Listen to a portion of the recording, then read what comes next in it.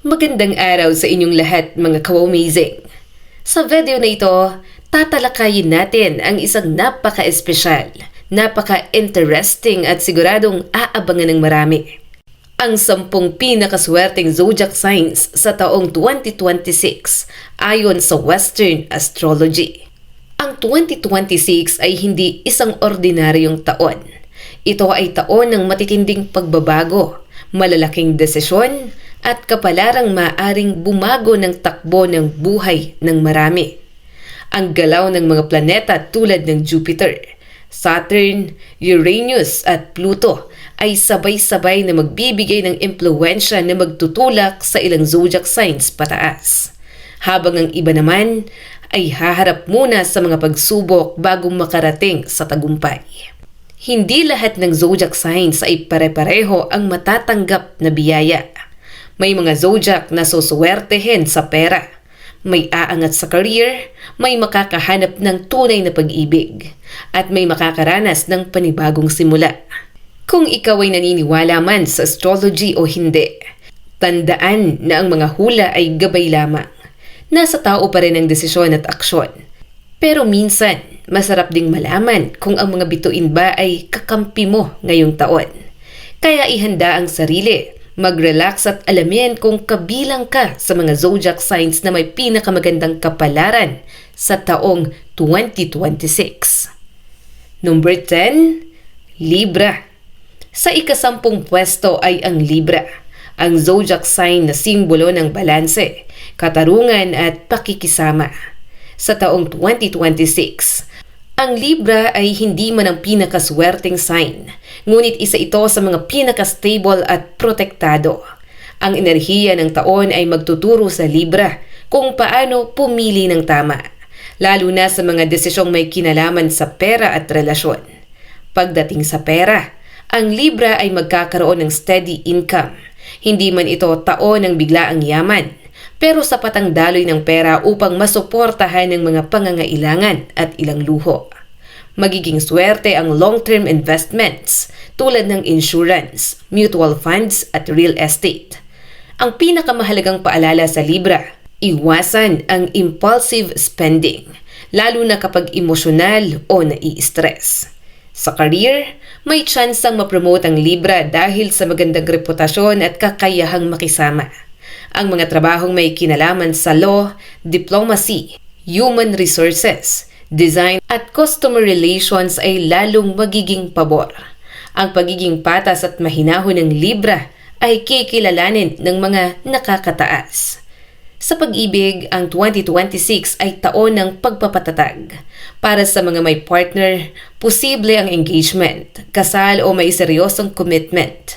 Para sa single na Libra, may posibilidad na makilala ang isang taong emotionally mature at handang magbigay ng balance sa buhay.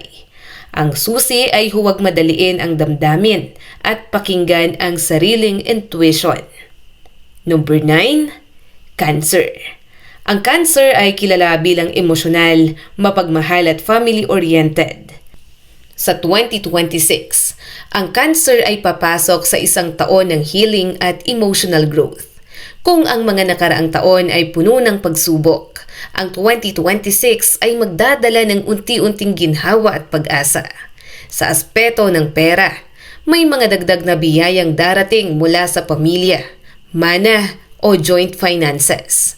Ang Cancer ay suswertehin sa mga negosyo o trabaho na may kinalaman sa bahay, pagkain, real estate at caregiving.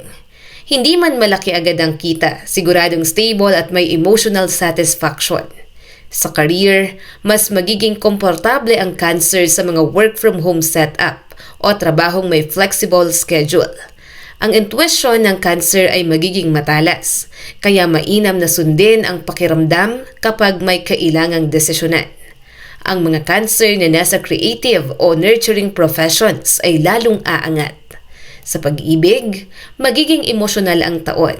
May mga Cancer na muling makikipag-ugnayan sa taong mula sa nakaraan. Ngunit mahalagang tanungin ang sarili kung ito ba ay para sa ikabubuti o isang aral na dapat nang bitawan.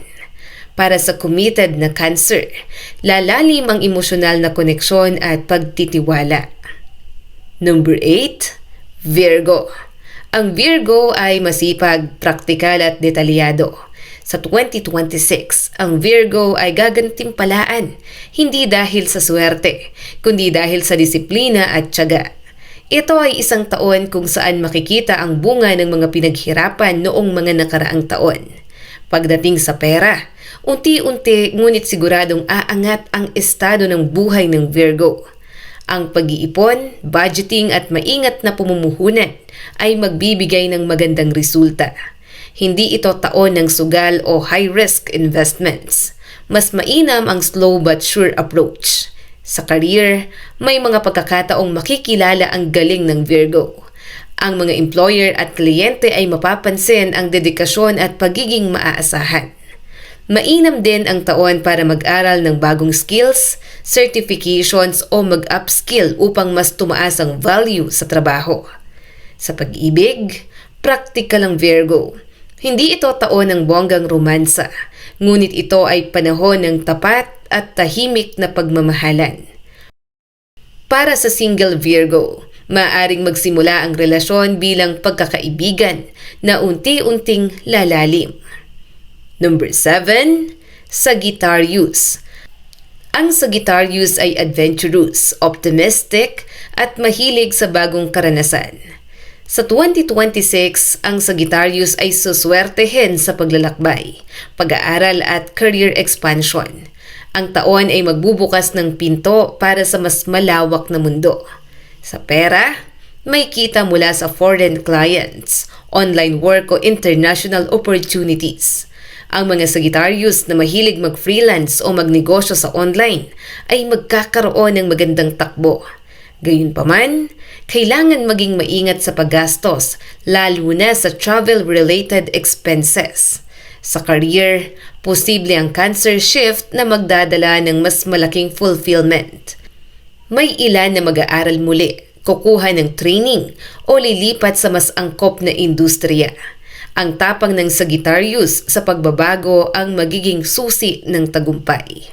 Sa pag-ibig, uso ang long-distance relationships o biglaang pagkakakilala sa biyahe o sa online. Ang pagmamahalan ay puno ng excitement, ngunit kailangan ng commitment upang tumagal. Number 6, Taurus. Ang Taurus ay simbolo ng stability, comfort at material security. Sa 2026, ang Taurus ay isa sa mga zodiac signs na may pinakamagandang takbo sa pera. Ang taon ay favorable para sa financial growth at long-term security. Sa pera, posibleng tumaas ang sahod, magkaroon ng bonus at kumita sa negosyo.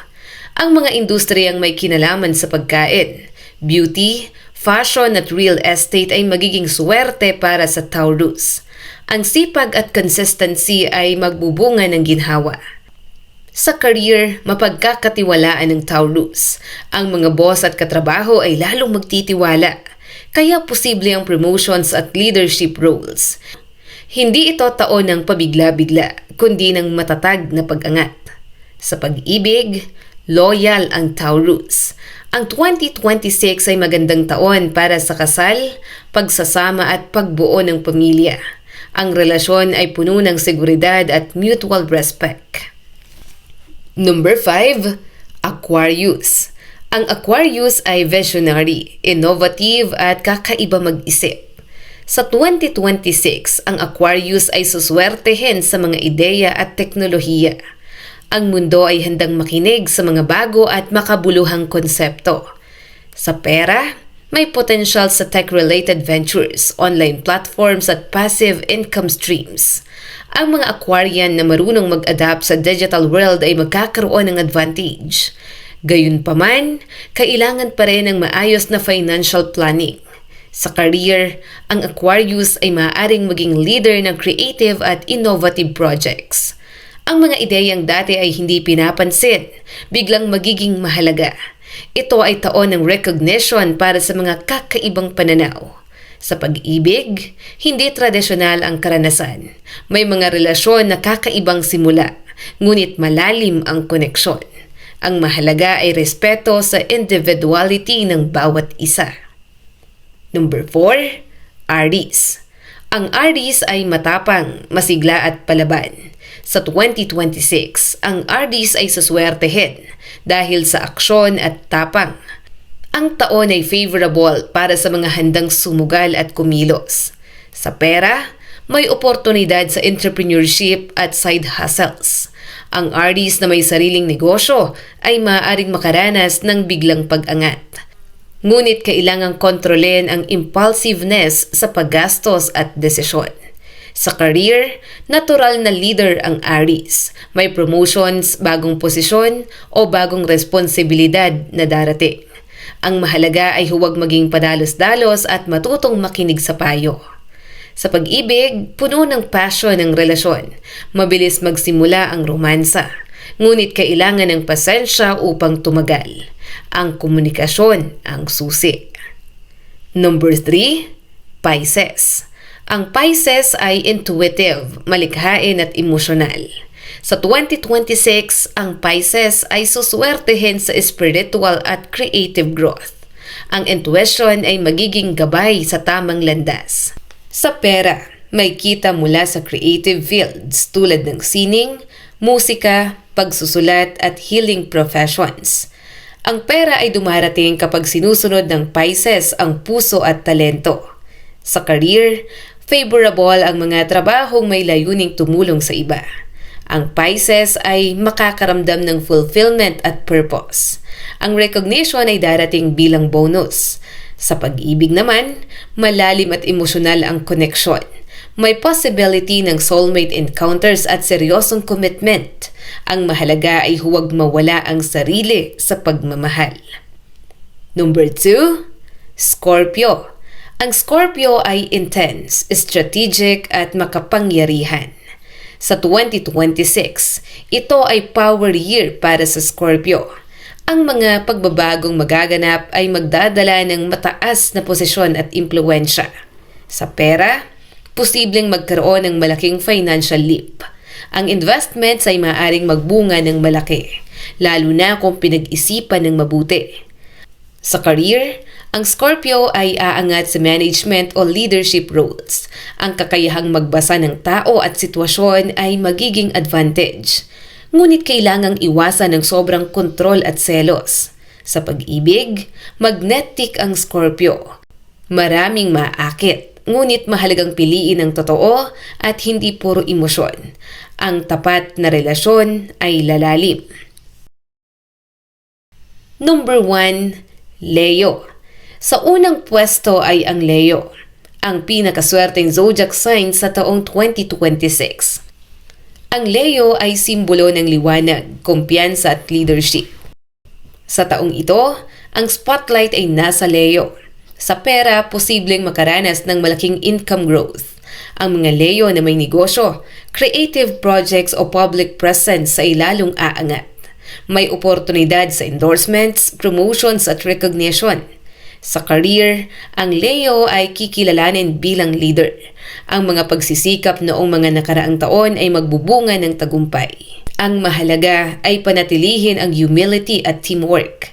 Sa pag-ibig, parang fairy tale ang karanasan. May marriage proposals, long-term commitment at masayang relasyon. Ang charisma ng Leo ay nasa pinakamataas na antas. Ang 2026 ay taon ng pagbabago at pagkakataon. Kahit wala ang zodiac sign mo sa top 10, tandaan na ang tunay na swerte ay nagmumula sa tamang desisyon, sipag at pananampalataya sa sarili. Gamitin ang gabay ng mga bituin, ngunit ikaw pa rin ang may hawak ng kapalaran mo. Maraming salamat sa pakikinig mga ka-Wowmazing. Naway maging masagana, masaya at makabuluhan ang inyong 2026.